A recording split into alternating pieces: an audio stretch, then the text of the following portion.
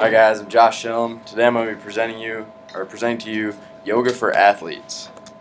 So the question is, what is yoga? Anybody actually in here done yoga or gone through a session? All right. Now for those of you who haven't, do you think of this when you go or about yoga, all twisted and contorted, or do you think of this where you're just sitting in a place meditating for days? I think like both. Half and half. Half and half? All right. Well, to get a description of yoga, or some of the myths, like I was saying, some of the myths are that you're one with a religion, which is not true. You don't have to be associated with Buddhism or Hinduism to do yoga.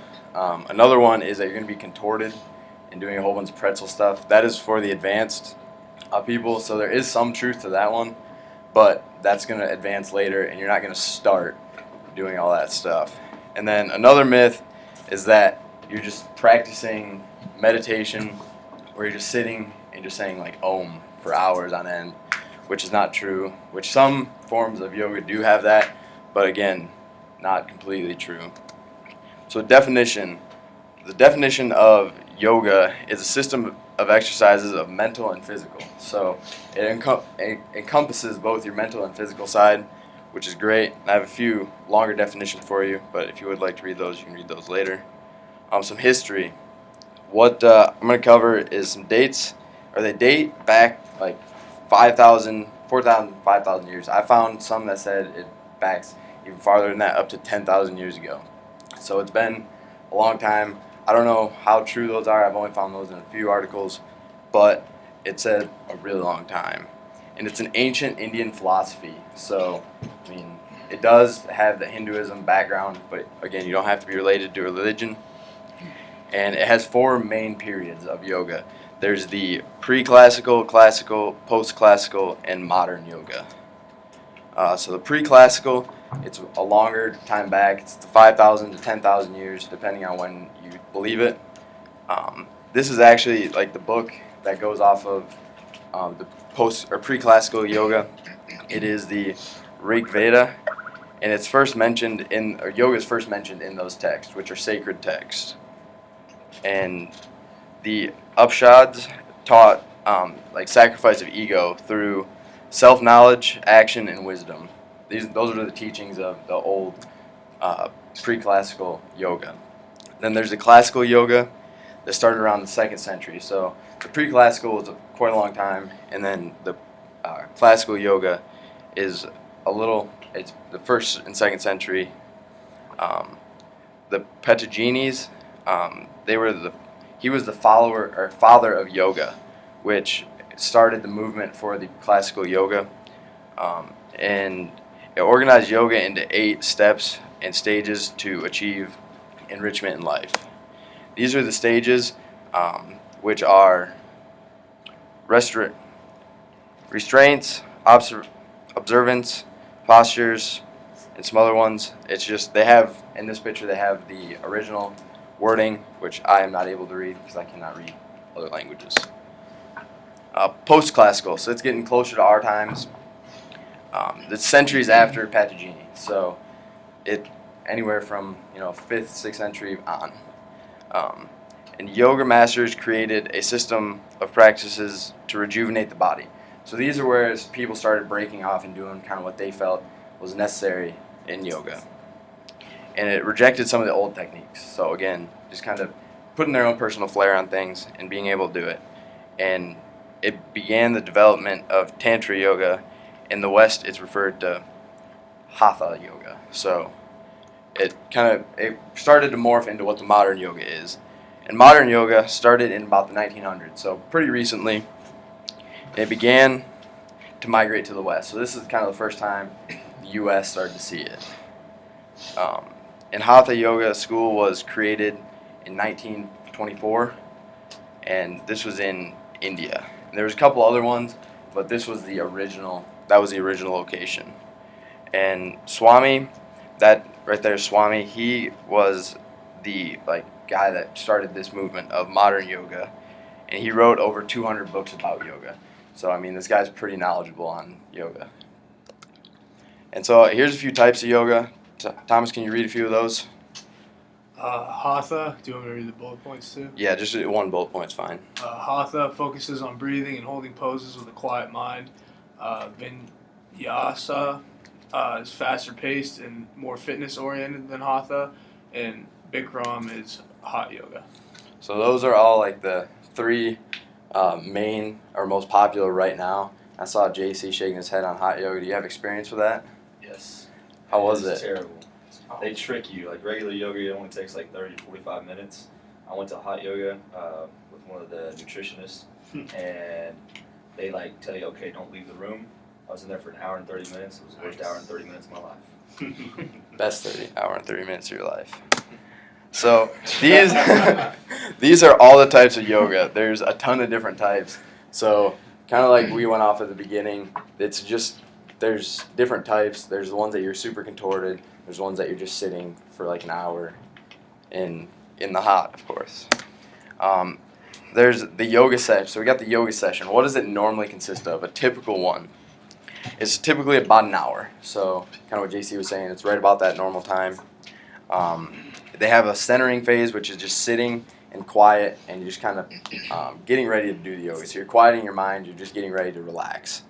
And then you got the Anza phase or practice, which is the pose. Anzas are poses. This is where you actually do the yoga poses and you're moving around and such. And that's going to last a good portion of the time. And then the relaxation is about 10 minutes at the end, where you just basically sit, relax, and quiet, or you do your mantras. And how does it relate to sport?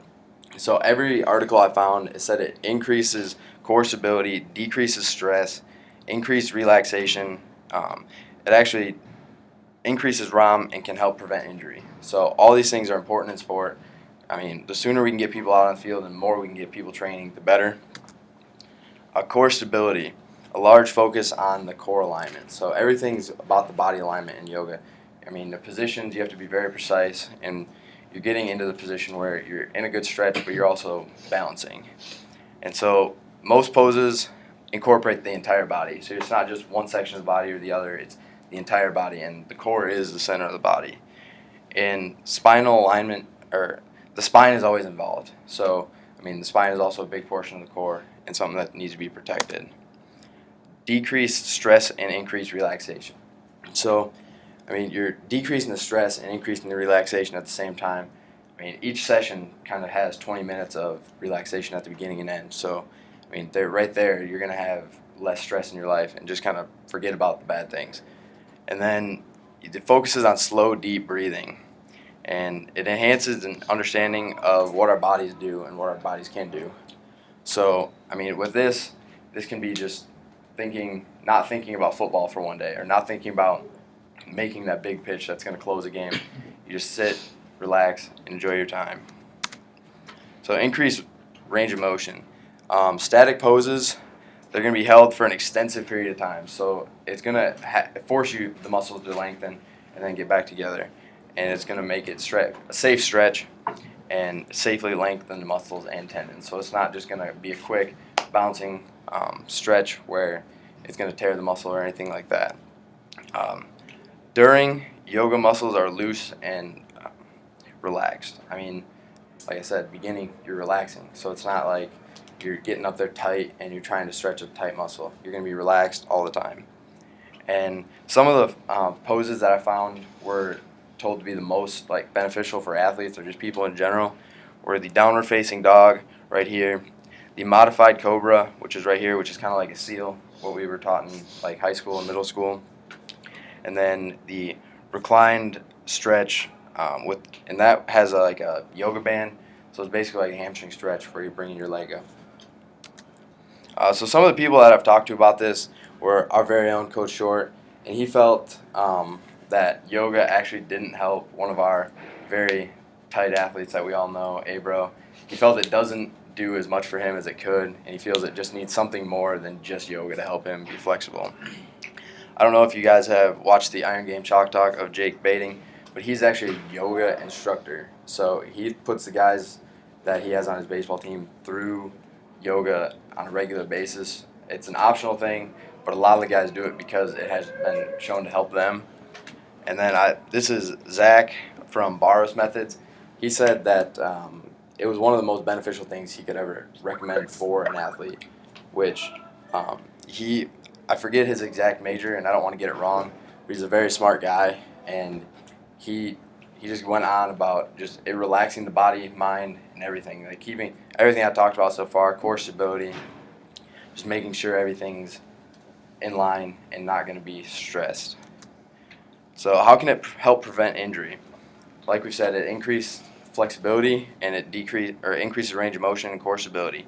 So all those things are important for injury. Most of the time, when one of those things is off, we're going to have an injury. It's not, one small thing can happen. You pull a hamstring and then you're out for a few weeks.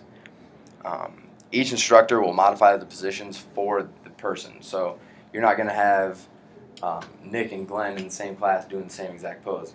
Glenn might be doing the crazy contorted pretzel thing. Nick might only be able to go get like one progression of that. So, it's not gonna make you. They're not gonna make you go from doing no yoga to into pretzels right away. That's not how it works. And it also helps with chronic disease, which athletes don't have as much of. But when they get older, we got to start thinking: are they going to have chronic disease? Is that stress in their body going to build up and cause them to have high blood pressure? Just small things like that we're going to be able to prevent it with yoga. And it improves strength. You don't think of yoga going in just getting swole. You're going in there, becoming more flexible, but to be stronger, you have to be flexible. And one of the studies I found was the prevention of delayed onset muscle soreness, which every athlete has. You're going to have, what I found was they said you're always going to have muscle soreness. That was one of the quotes that kind of stuck out to me in this article. No matter what, you're always going to have muscle soreness throughout any form of unnatural activity that you normally do. So, DOMS, what it is for those of you who don't know, it's the sensation of discomfort experienced after physical activity. So anything that you normally don't do. Muscle soreness is primary reason why people don't work out. This is more for the general population, but even for our athletes here that have the optional lift, if they're sore, they're not going to want to come in.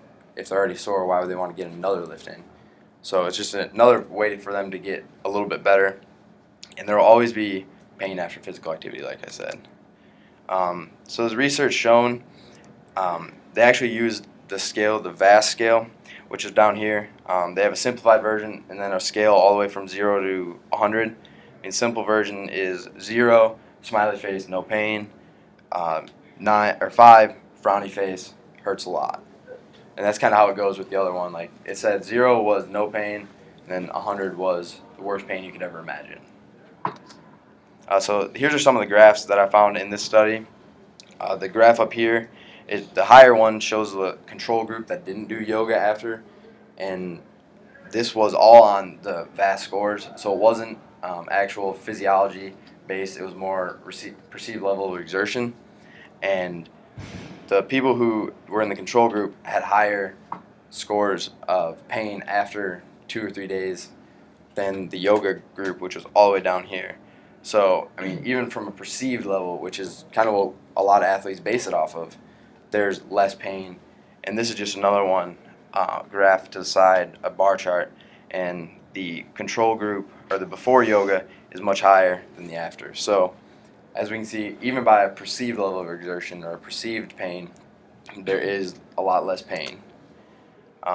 So like I was saying, findings in the study, 24 hours of 48 were the most significant decrease. So after that 48 hours, the decrease kind of let off and it wasn't as significant as the 24 to 48 hours. And there was a little difference between RPE scores for the actual workout that they put them through. So that's how they kind of knew that they were both going at the same intensity. In-season yoga. So what I was thinking was, when would yoga be the most useful? Being a baseball guy, the season is 162 games. So you want to find a way to get your guys on the field every day, especially your important role players. And so I found that the yoga can be done before or after a game. It really wouldn't matter. Anytime you can fit it into your schedule. The more you do yoga is better, that they said. More than 2 or 3 times a week was a little excessive, but they found that as you did more, the decrease of DOMs went, the decrease of DOMs went up. So, I mean, the more you did it, the less DOMs you had. In between the games or training sessions, so different days, frequency may depend on the sport. So baseball, you might have a few more. Football, you might have 1 or 2 sessions in the season or in the in season. Off season, similar to in season, but you would just have different times. It wouldn't be between games; it'd just be between training sessions, and it can be more useful for the relaxation part than necessarily the muscle soreness at this point. And some alternatives: stretching, foam roll, and like carb buffer, what we use here, just to get some form of massage therapy. In a summary of what we learned, there are tremendous types of yoga, so any type of yoga can be useful. Yoga can be beneficial for all athletes and general population. Yoga can reduce the effects of DOMs, and yoga can be used in or out of season.